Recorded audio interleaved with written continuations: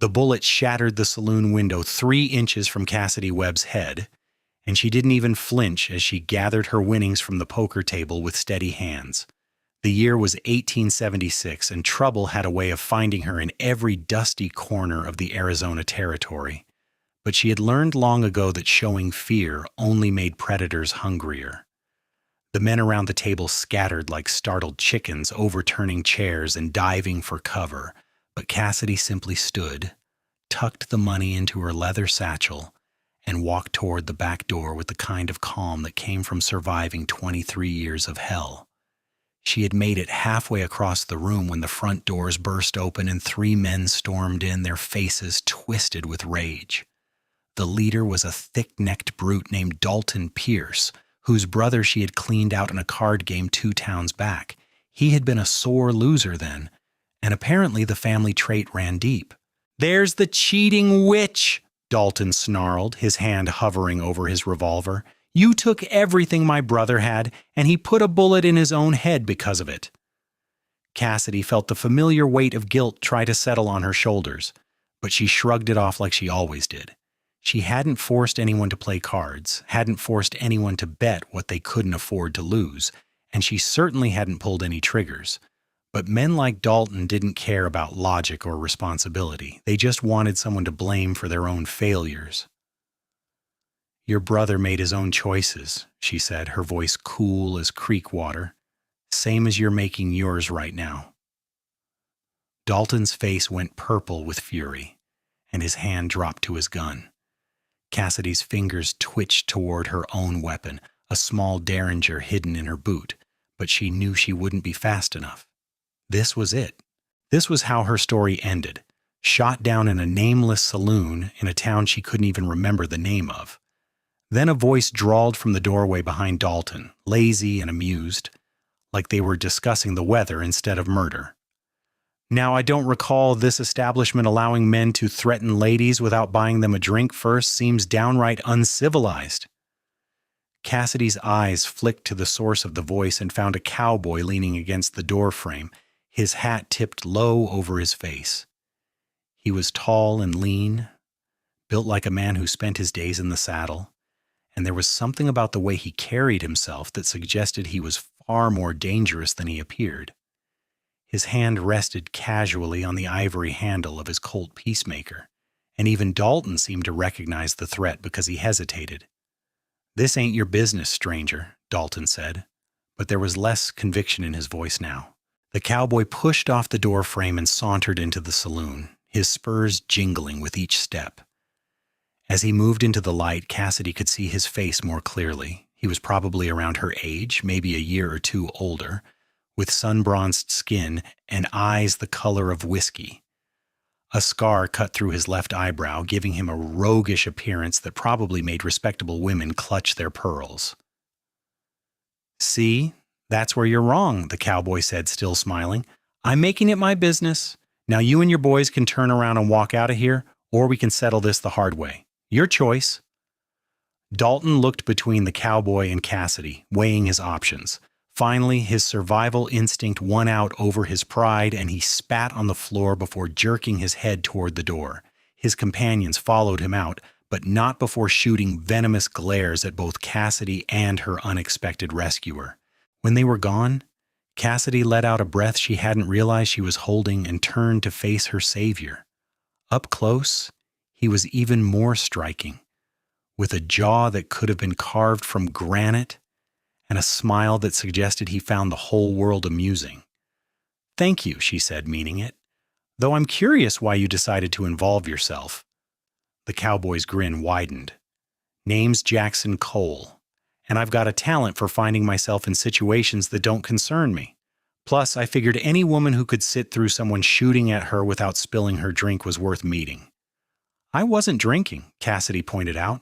"Minor detail." Jackson tipped his hat. "And you are?" "Cassidy Webb." She hesitated, then added, "And you should know that helping me was probably a mistake.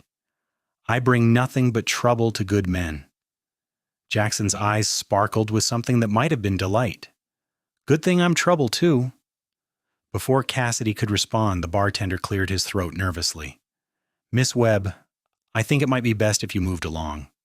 Dalton Pierce has friends in this town, and they won't take kindly to what happened here."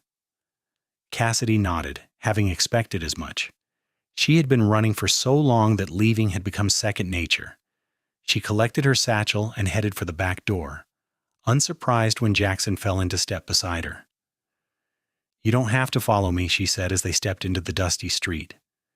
The Arizona sun was brutal, turning the town into a shimmering mirage of heat and desperation. "Wasn't planning on it," Jackson said cheerfully, "but my horse is tied up at the livery same direction you're heading, so we might as well walk together." Cassidy wanted to argue, wanted to tell him to stay far away from her before her curse dragged him down too, but the truth was she was tired of being alone. Just for a little while she could pretend that having company was a luxury she deserved. They walked in silence for a few minutes, their boots kicking up small clouds of dust with each step.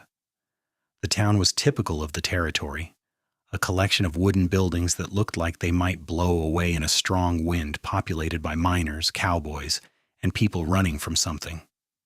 Cassidy felt right at home. "So what brings you to Copper Springs, Irines?" Jackson asked, breaking the silence. "Poker game that turned sour," Cassidy admitted. "Same as always. I've got a gift for cards, but men don't like losing to a woman. Tends to make them vindictive." "Can't imagine why," Jackson said dryly. "Men are usually so reasonable about their egos." Despite herself, Cassidy smiled. "What about you? What brings a troublemaking cowboy to a town like this?" "Was working a cattle drive up from Texas," Jackson explained. "We delivered the herd to a ranch about 10 miles north of here. Figured I'd stop in town for a drink and a warm meal before heading back. Guess fate had other plans." "Fate or foolishness," Cassidy muttered. They reached the livery stable, and Jackson walked over to a magnificent paint horse that nickered softly at his approach. He ran a hand down the animal's neck with obvious affection before turning back to Cassidy. "Where are you headed?" he asked. "Does it matter? One town's the same as another when you're running." Jackson studied her for a long moment, his expression thoughtful. "You ever think about stopping, finding a place to settle down?" Cassidy laughed, but there was no humor in it. "Men like Dalton Pierce are everywhere.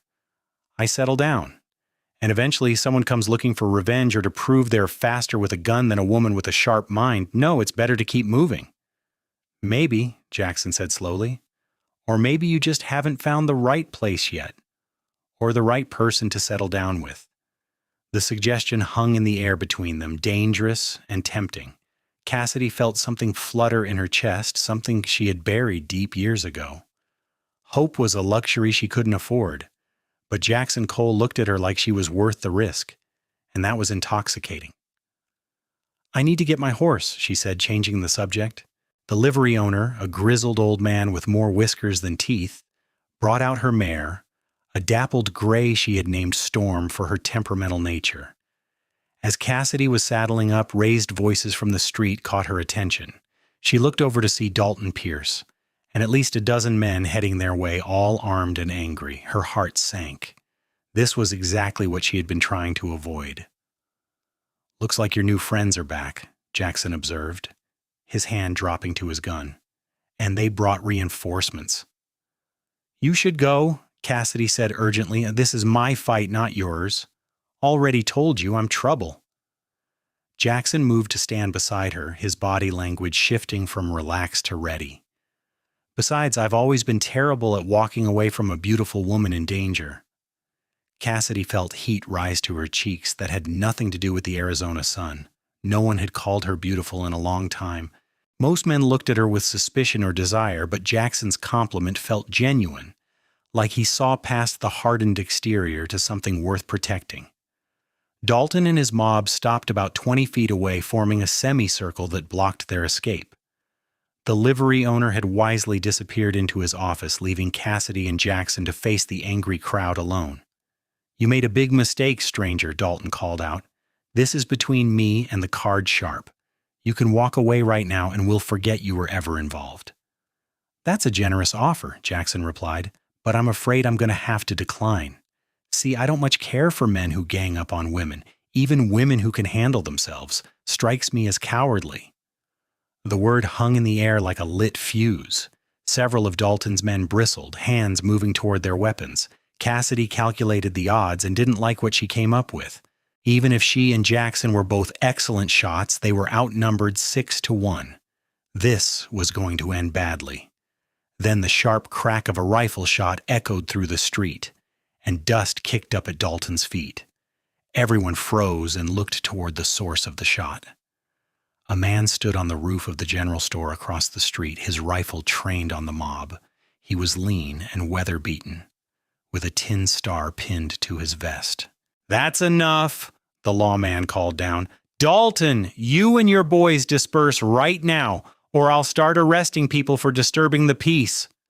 "Sheriff, this woman is a cheat and a thief," Dalton protested. "She needs to answer for what she did to my brother." "Your brother lost at cards and couldn't handle it," the sheriff said bluntly. "That's not Miss Webb's fault, and it sure as hell doesn't give you the right to threaten her. Now move along before I lose my patience."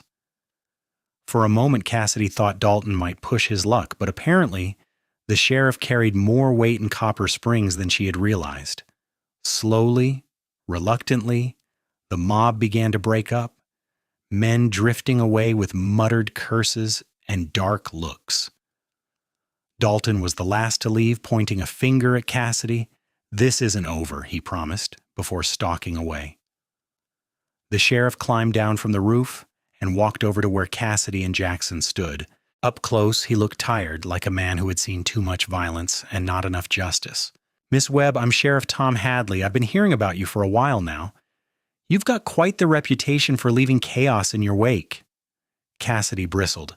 "I don't start the trouble, Sheriff. I just finish it." "Maybe so, but trouble follows you all the same." Hadley sighed and pushed his hat back on his head. "I'm not saying what Dalton tried to do was right, but you need to understand that your presence in towns like this is a disruption. Good men make bad choices around you, and that leads to violence." "So it's my fault that men can't control themselves?" Cassidy demanded, anger flaring hot in her chest. "I should what? Hide myself away so fragile male egos don't get bruised?" "That's not what I'm saying," Hadley said wearily. "I'm just telling you how it is. My advice? Keep moving. Find a big city where a woman gambler won't cause such a stir. Places like Copper Springs, they're not ready for someone like you." Cassidy wanted to argue, wanted to rage against the unfairness of it all, but she was too tired.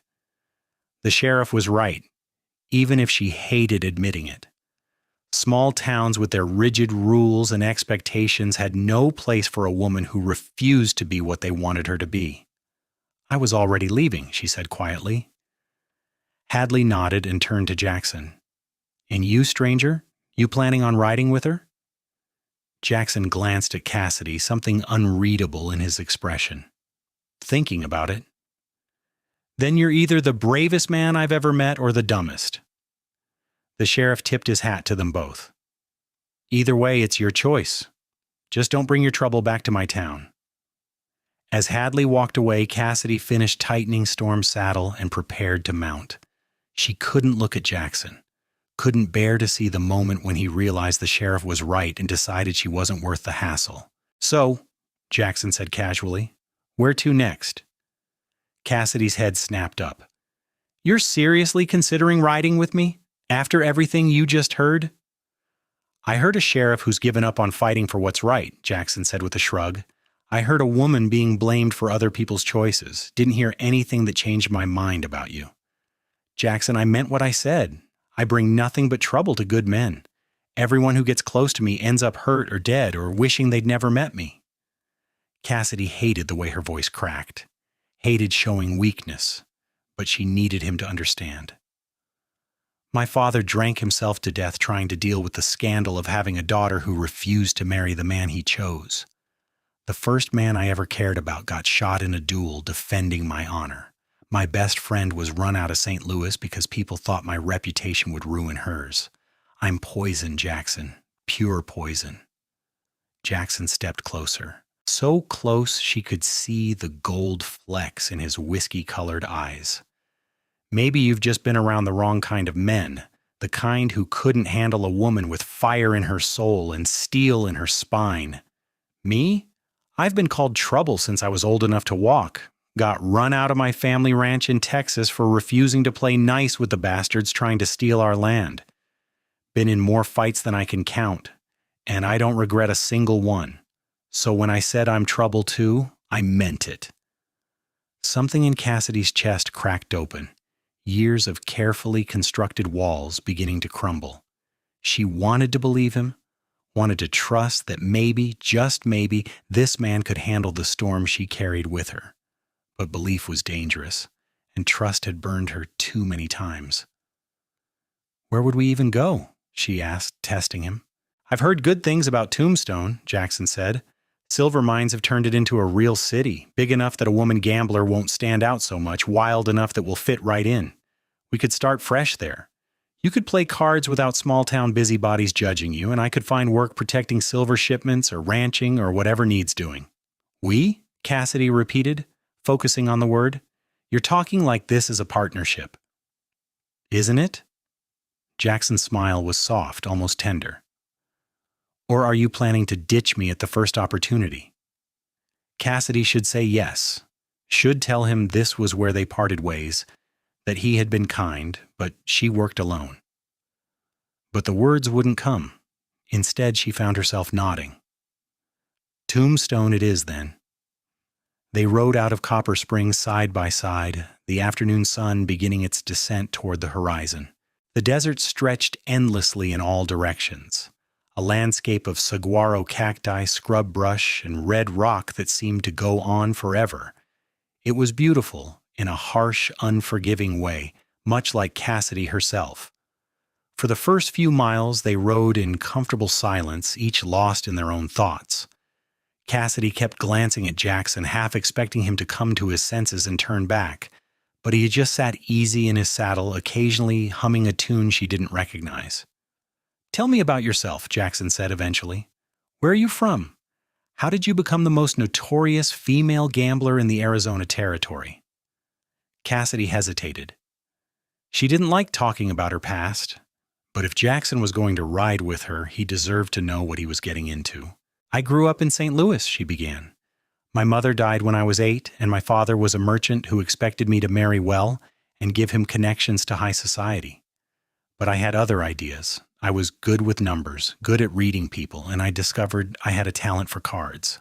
Started playing in secret, using the money to buy myself little freedoms my father wouldn't give me." "I'm guessing he found out," Jackson said. "Oh, he found out. Caught me in a poker game with some of his business associates when I was 18. The scandal nearly ruined him. He tried to force me into marriage with a banker's son, someone respectable, who could make everyone forget about my indiscretions. I ran away instead."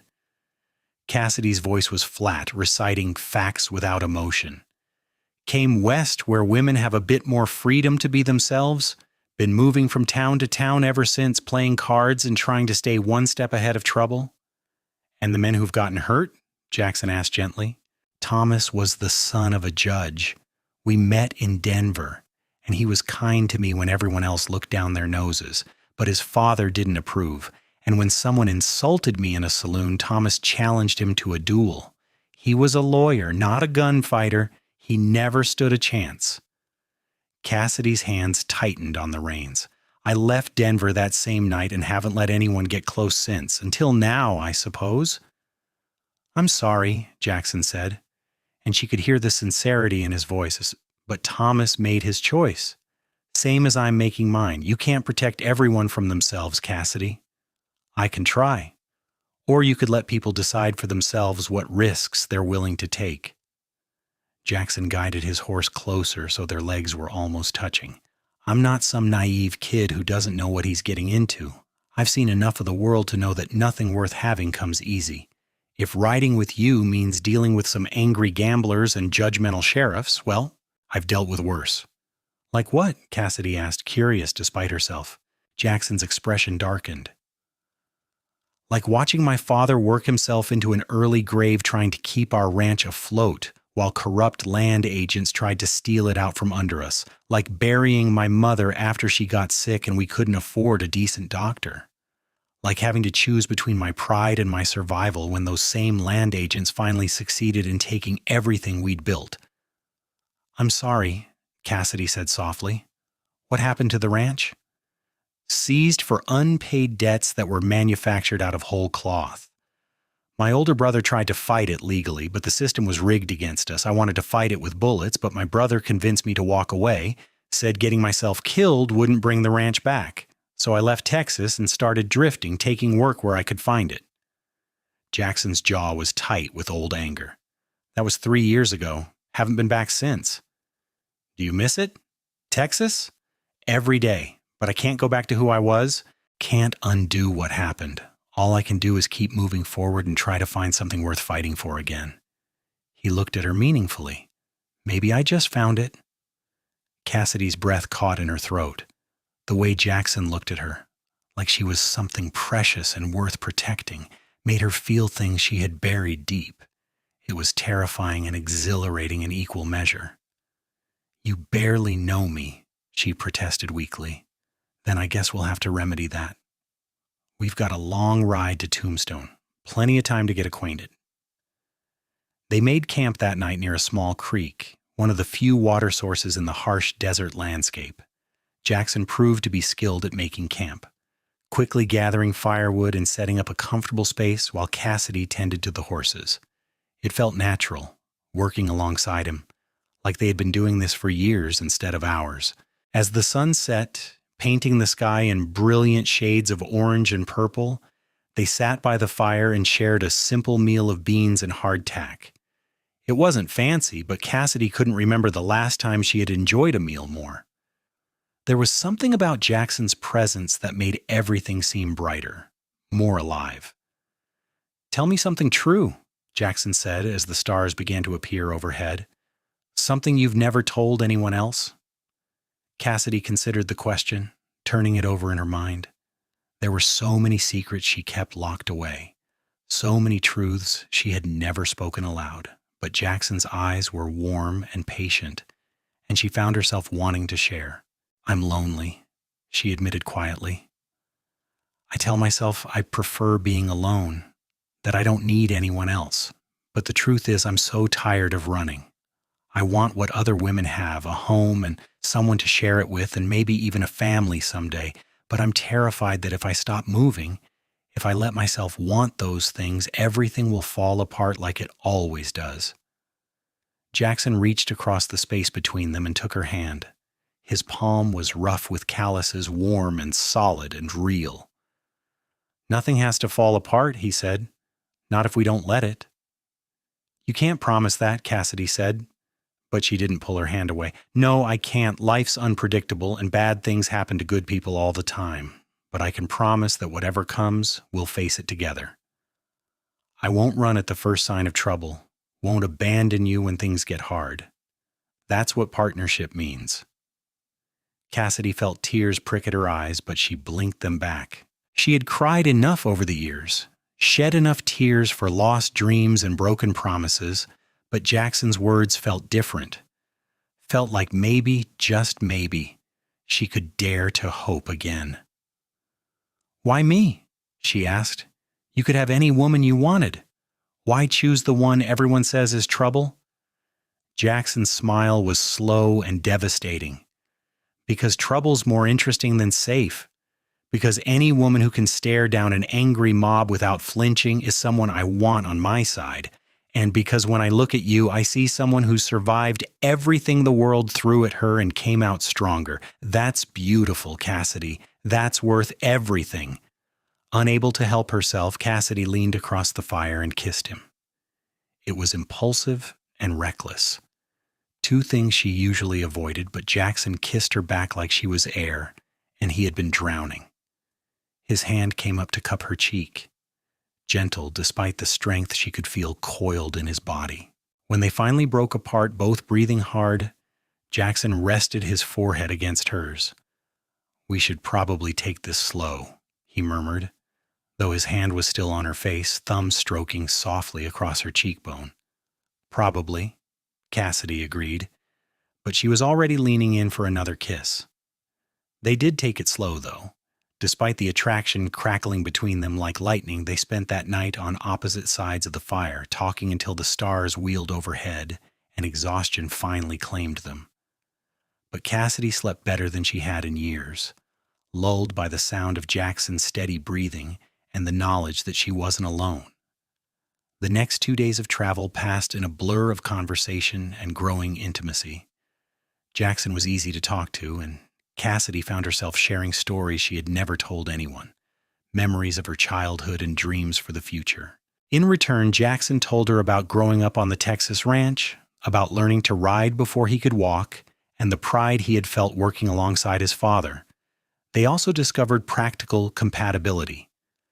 Jackson was an excellent tracker and hunter, supplementing their supplies with fresh rabbit and quail. Cassidy proved to be a talented cook, turning his catches into meals that made Jackson groan with pleasure. They fell into an easy rhythm, each anticipating the other's needs and working together seamlessly. On the third day, they encountered their first real test. They had stopped at a small trading post to resupply when 3 rough-looking men took an immediate interest in Cassidy. Their leader, a hulking brute with a scarred face and mean eyes, swaggered over as Jackson was loading supplies onto their horses.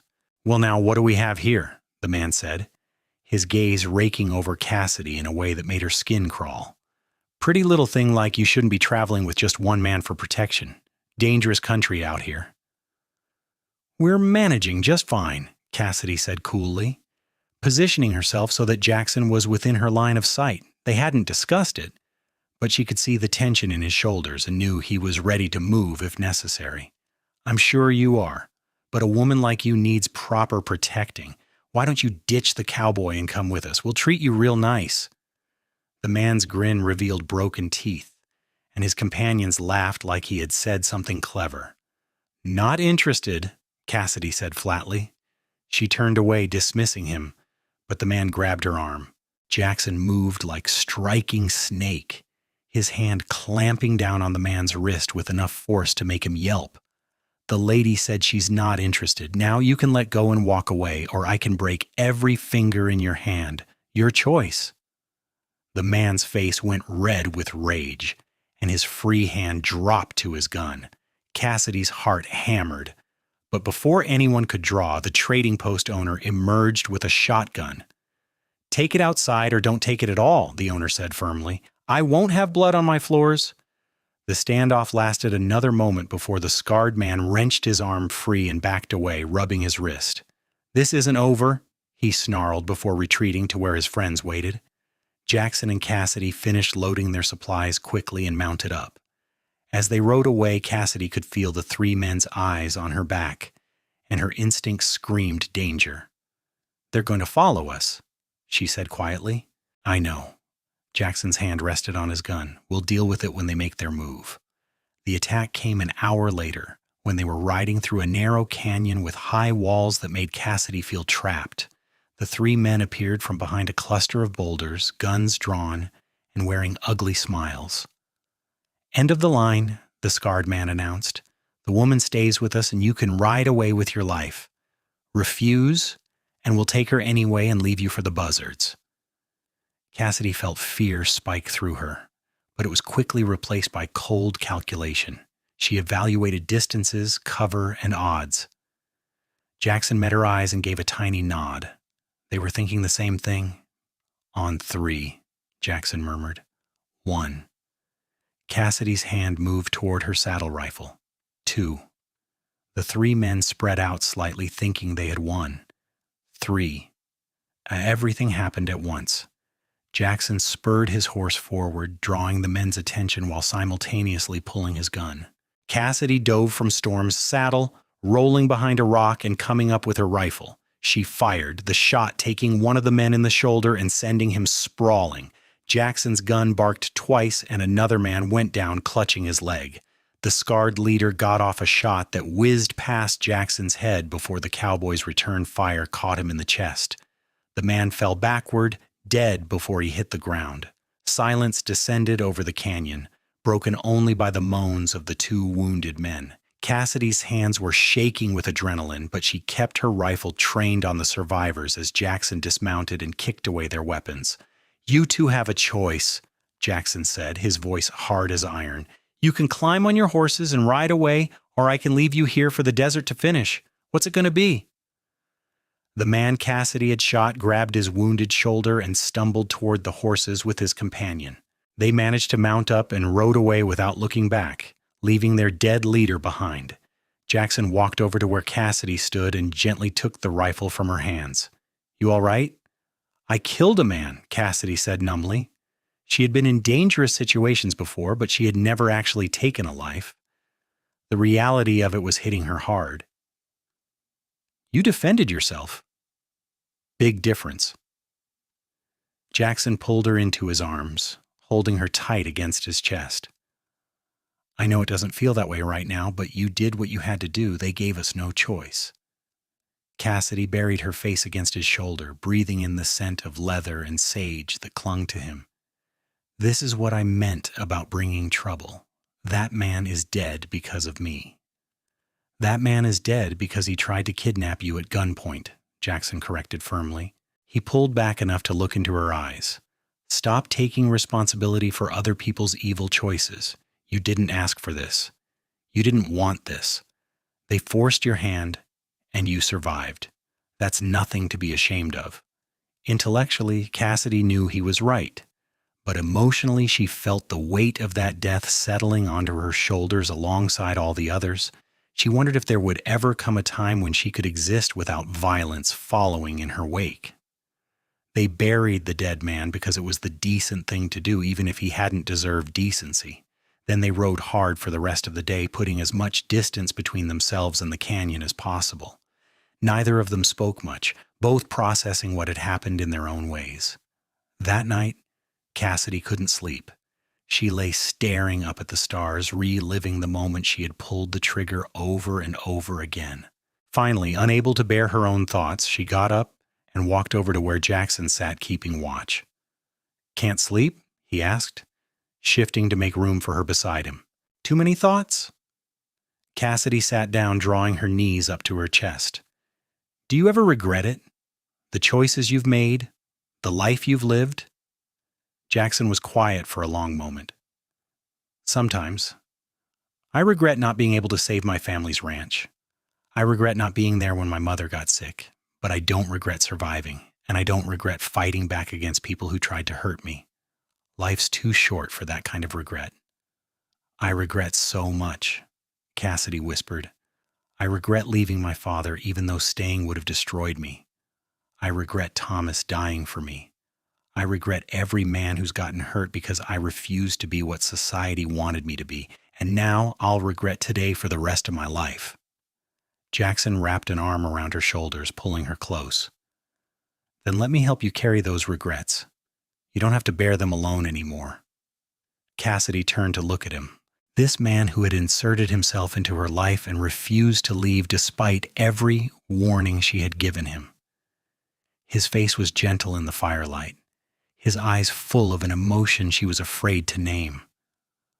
"I think I'm falling in love with you," she said, the words escaping before she could stop them, "and that terrifies me more than any gunfight." Jackson's smile was soft and sweet.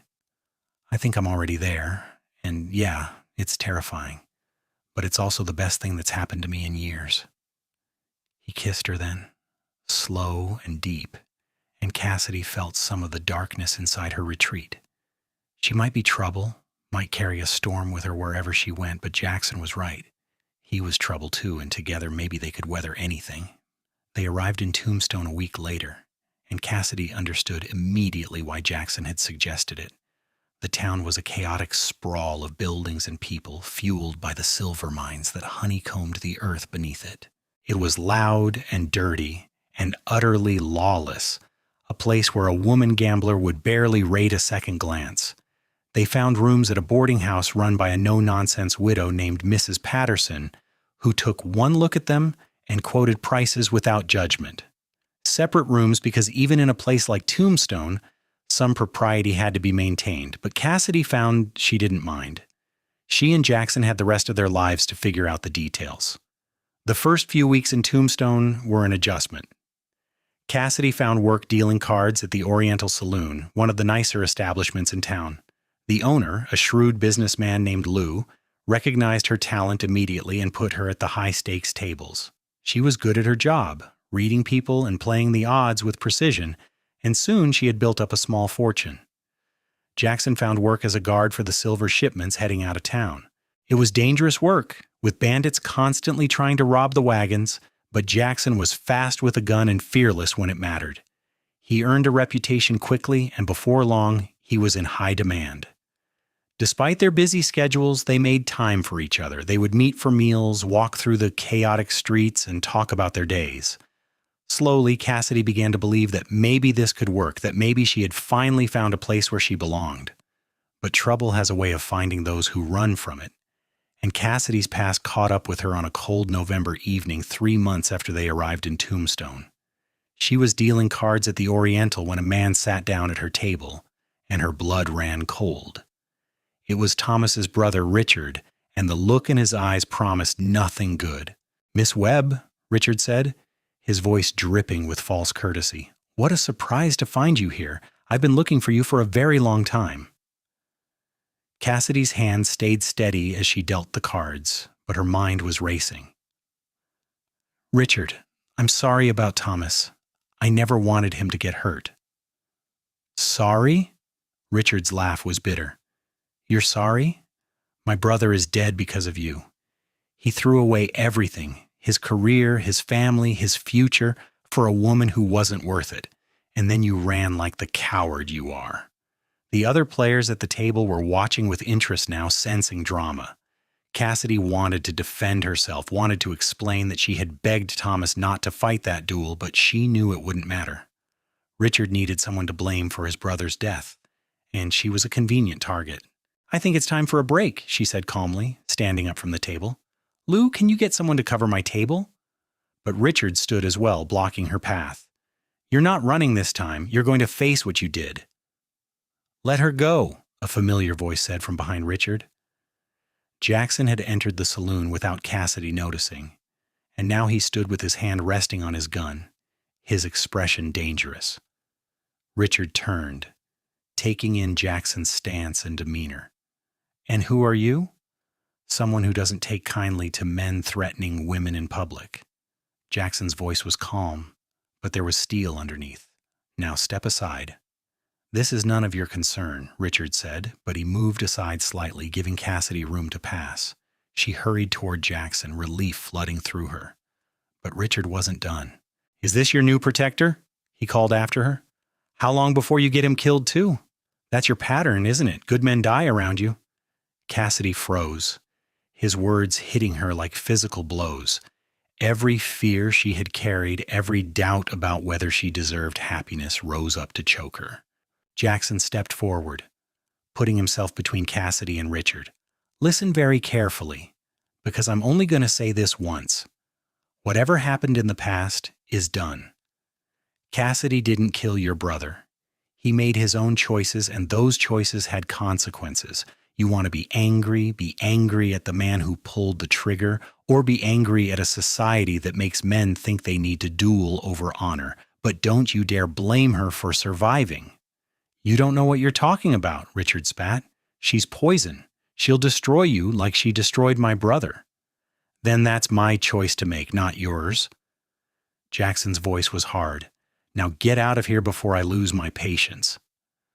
For a moment, Cassidy thought Richard might push it further, but something in Jackson's eyes must have convinced him otherwise. He sneered at them both before turning and stalking out of the saloon. The crowd that had gathered slowly dispersed, returning to their drinks and games.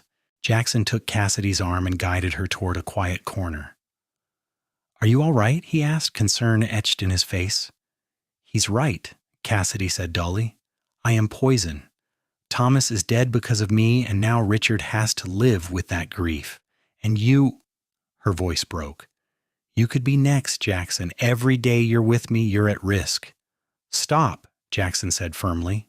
He took her face in his hands, forcing her to look at him. "Stop letting other people's pain control your life. Yes, Thomas died, and that's tragic, But you didn't kill him. You didn't ask him to fight that duel. He made a choice, a stupid, noble, ultimately fatal choice. But it was his choice. And I'm making my choice right now.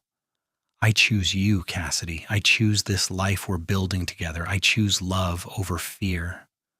What if I can't? Cassidy whispered. What if I'm too broken to choose love? You're not broken. You're hurt. And that's different. Hurt can heal if you let it. Jackson's thumb brushed away a tear she hadn't realized had fallen. Let me help you heal. Let me love you. Please. Cassidy looked into his eyes and saw nothing but sincerity and devotion. He wasn't running, wasn't scared by her past or intimidated by her damage. He was choosing her fully and completely, and that was more than she had ever dared to hope for. I love you, she said, the words feeling both terrifying and liberating. I love you so much it scares me. Jackson's smile was brilliant. Good. Being scared means it matters. He kissed her then, right there in the middle of the Oriental saloon, and Cassidy kissed him back with everything she had, pouring years of loneliness and fear and desperate hope into that connection. When they finally broke apart, Lou was standing nearby with an amused expression. That was quite a show, Miss Webb. You all right? I'm fine, Cassidy said, meaning it for the first time in years. Actually, I'm better than fine. Good, now get back to work. Those high rollers aren't going to fleece themselves. But Lou's smile took the sting out of the words. That night, after her shift ended, Cassidy and Jackson walked back to the boarding house under a sky full of stars. The streets of Tombstone were still rowdy, full of miners and gamblers and people chasing their fortunes. But Cassidy felt insulated from the chaos, safe in the bubble of Jackson's presence. I want to marry you, Jackson said suddenly, stopping in the middle of the street. Cassidy's heart skipped a beat. What? I know it's fast, and I know we should probably wait longer, but I don't want to. I want everyone to know you're mine and I'm yours. I want to build a real life together, not just steal moments between work shifts. Jackson took her hands in his. Marry me, Cassidy. Make an honest man out of this troublemaker. Cassidy laughed, joy bubbling up inside her chest. That's the worst proposal I've ever heard. Is that a no? No, you idiot, it's a yes. Yes, I'll marry you. She threw her arms around his neck and Jackson spun her around, both of them laughing like children. They were married a week later in a simple ceremony at the local church. Mrs. Patterson stood as witness, along with Lou and a few of the other dealers from the Oriental. It wasn't fancy, but Cassidy didn't need fancy. She just needed Jackson, standing beside her in his best shirt with his hair slicked back and his eyes shining with happiness. When the pastor pronounced them husband and wife, Jackson kissed her with such tenderness that Cassidy felt tears slip down her cheeks. These were good tears, though, tears of joy and relief and overwhelming love. They moved into a small house on the edge of town. Nothing grand but theirs.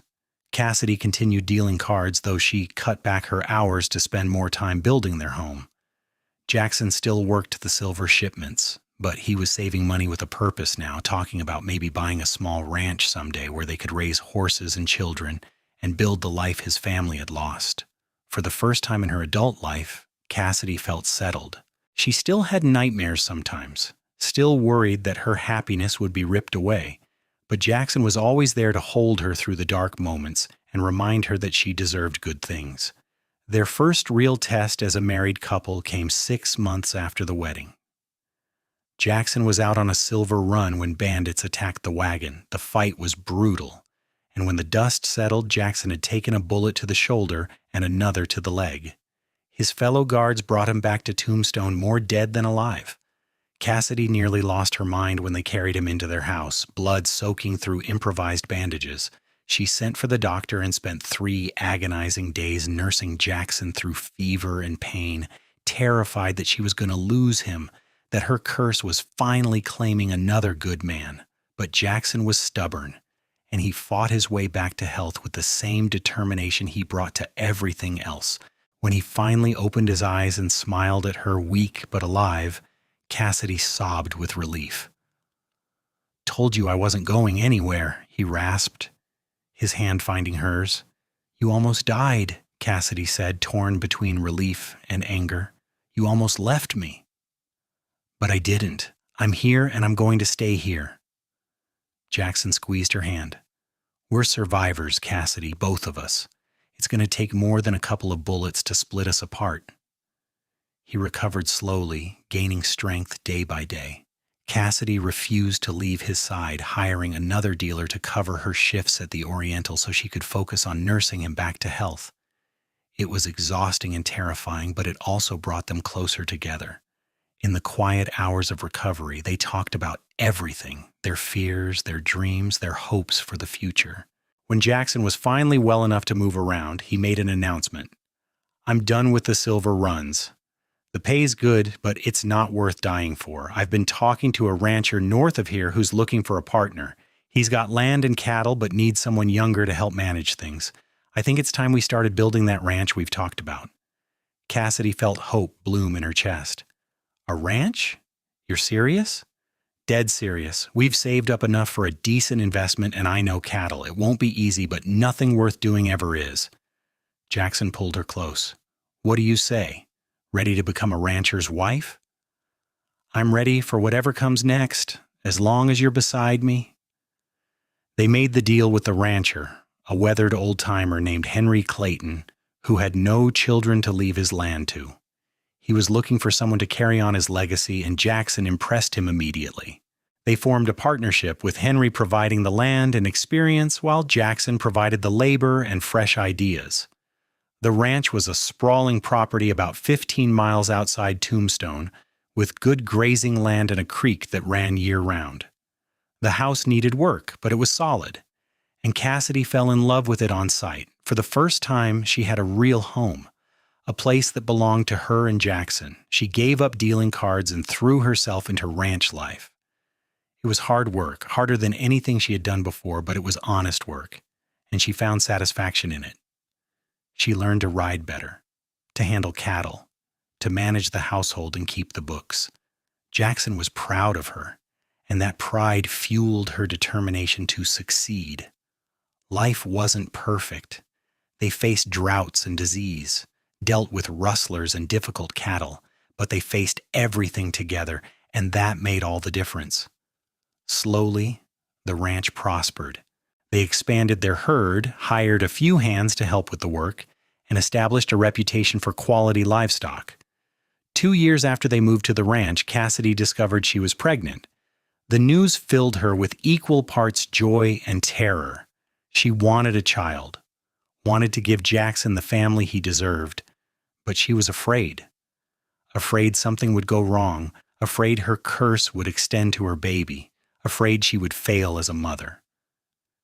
Jackson, as always, was her rock. "You're going to be an amazing mother," he told her, his hand resting on her still flat belly. "This baby is lucky to have you." "What if something happens? What if I can't protect them?" "Then we'll face it together, same as everything else, but nothing's going to happen, Cassidy. You've survived everything life threw at you. You can handle this." Pregnancy was harder than Cassidy expected, but she endured it with the same stubborn determination she brought to everything. When her time came, on a sweltering August night in 1879, Jackson held her hand and refused to leave her side despite the midwife's protest that birthing was women's work. Their son was born as the sun rose, howling his displeasure at the world with impressive volume. He had Jackson's dark hair and Cassidy's nose, and when they placed him in her arms, Cassidy felt love unlike anything she had ever experienced. "What should we name him?" Jackson asked, looking down at their baby with wonder. "Thomas," Cassidy said softly. "After the first man who tried to show me I was worth loving. He deserves to be remembered." Jackson nodded, understanding. "Thomas Cole, I like it." Life with a baby was chaotic and exhausting, but also more fulfilling than Cassidy could have imagined. Little Thomas was a happy child, quick to smile, and endlessly curious. Watching Jackson with their son made Cassidy fall in love with him all over again. He was patient and gentle, singing lullabies in his rough cowboy voice and walking the floor at night when Thomas was fussy. Henry Clayton died peacefully in his sleep when Thomas was 2, leaving his share of the ranch to Jackson and Cassidy. It was bittersweet, mourning the old rancher who had become like a father to Jackson, but they honored his memory by continuing to build on what he had started. More children followed. A daughter named Sarah arrived when Thomas was 3, fierce and fearless from the moment she was born. Then twin boys, Jacob and Samuel, who kept everyone on their toes with their mischief. The house that had once seemed too big was now bursting with life and noise and love. On quiet nights, after the children were asleep and the ranch was settled, Cassidy and Jackson would sit on the porch and watch the stars. Sometimes they talked about the past, remembering the wild days when they were young and reckless. More often they talked about the future, making plans and dreaming dreams. "Do you ever regret it?" Cassidy asked one such night, her head resting on Jackson's shoulder. "Choosing me? Giving up the freedom of the cowboy life?" Jackson's arm tightened around her. "Not for 1 second. This life, this family, you're everything I never knew I needed. I was just drifting before I met you, existing but not really living. You gave me purpose, Cassidy. You gave me home." "You saved me," Cassidy said quietly. "I thought I was doomed to run forever, thought I didn't deserve happiness, but you showed me that I was wrong. You loved me when I couldn't love myself, and you never gave up on me. Because you were worth fighting for, you still are." They kissed in the starlight, and Cassidy marveled at how far they had come. The wild, reckless girl who brought nothing but trouble, and the cowboy who claimed to be trouble too, had somehow built something beautiful together. Years passed, measured in roundups and harvests, in birthdays and holidays. Thomas grew into a serious young man who wanted to be a lawyer, determined to fight for justice in a world that often had none. Sarah became a skilled horsewoman who could outride any of the ranch hands. The twins were inseparable, always planning some new adventure or getting into trouble that reminded Cassidy of their father. The ranch prospered beyond their wildest dreams. They expanded their holdings, bought neighboring land, and became one of the most successful operations in the territory. But success didn't change them. They remained the same people at heart, Cassidy with her sharp mind and fierce loyalty, Jackson with his easy smile and unshakable integrity. When Arizona became a territory with dreams of statehood, Jackson was approached about running for political office. He declined, preferring the honest work of ranching to the messy business of politics. But he did serve as a mediator in disputes, using his reputation for fairness to help settle conflicts before they turned violent. Cassidy never went back to dealing cards professionally, but she taught all her children to play, passing on her skills and the life lessons that came with them. She wanted them to understand odds and risks, to know how to read people and trust their instincts. But more than that, she wanted them to understand that sometimes you had to bet on yourself, even when everyone else thought you would lose. On their 20th wedding anniversary, Jackson surprised her with a trip back to Tombstone. The town had changed in the years since they left, becoming more civilized and less wild. The Oriental Saloon was still there, though Lou had long since sold it to new owners. They walked the streets hand in hand, remembering the young people they had been when they first arrived. So much had happened since then, so much joy and pain and growth. But through it all, they had each other. "Do you remember what you said to me that first day?" Cassidy asked as they stood outside the old boarding house where they had first lived. "When I warned you that I brought nothing but trouble to good men?" Jackson grinned, the same roguish smile that had captured her heart 20 years ago. "I said, good thing I'm trouble too. And I meant it. You brought excitement and challenge and more love than I knew what to do with. If that's trouble, then I'll take it every day for the rest of my life." Cassidy stood on her toes and kissed him, there in the middle of the street where anyone could see. She didn't care who was watching or what they thought. She had spent too many years caring about other people's opinions, hiding who she was to avoid judgment. Now she was free to be herself, loved exactly as she was. They returned to the ranch and settled into the comfortable rhythm of their life. The children grew up and began making their own paths. Thomas went east to study law, determined to return and use his skills to help their community.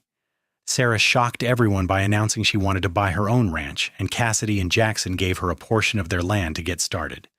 The twins stayed on the home ranch, working alongside their father and learning the business.